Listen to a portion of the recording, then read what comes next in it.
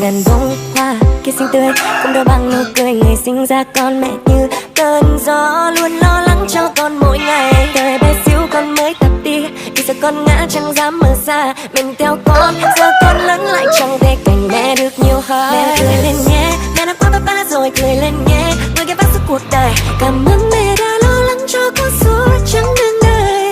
Con chẳng muốn chẳng cần đâu, con chỉ muốn cạnh mẹ thật lâu. Người phụ nữ đã